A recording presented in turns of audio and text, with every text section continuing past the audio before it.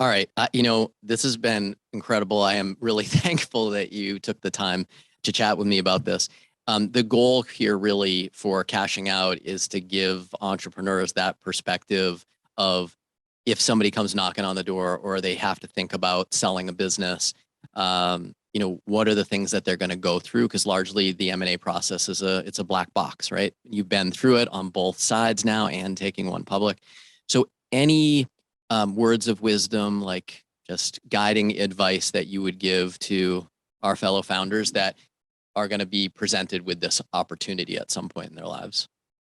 Yeah, so let me give advice on both the beginning and the end. The beginning would be, don't found a company if your primary goal is how do I sell this and make a lot of money for myself. Yep. That's not why the best founders start companies. They start companies because they want to build something that they believe the world needs. They want to make their dent in the universe. They want to build something for the long term.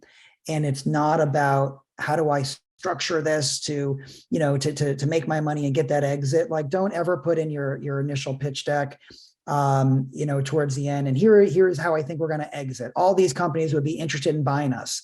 It's like, you don't even have an MVP. You haven't written any code. You're two people with an idea and a whiteboard. Like, I will decide how big the TAM is. I'll decide about the exit. Like, don't tell me that, because I want you to be so excited about this thing that you just want to build this for the next decade or decades, right? So yep. Don't overthink the exit too early. Yes, you can think about it and just be like, wait, am I building something of value? Because if you build something of value, the exit will take care of itself. Yep.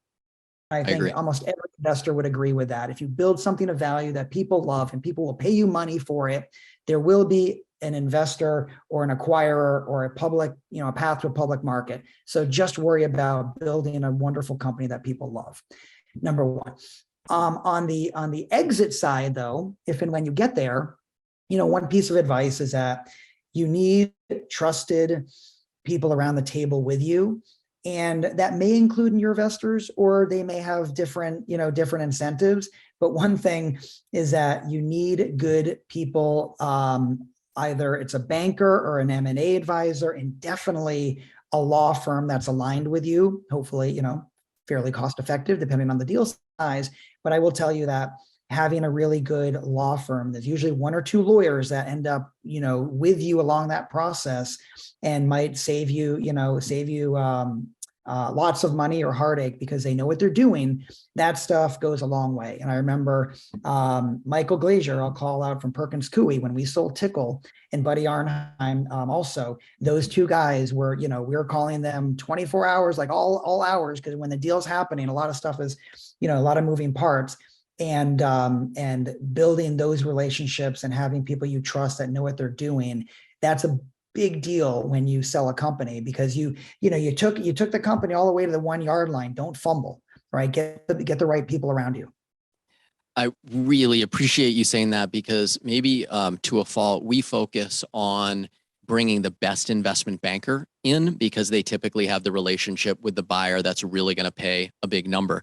But we have learned over and over and over that a very specialized M&A attorney who works in your space, they likely have relationships with the attorneys on the other side.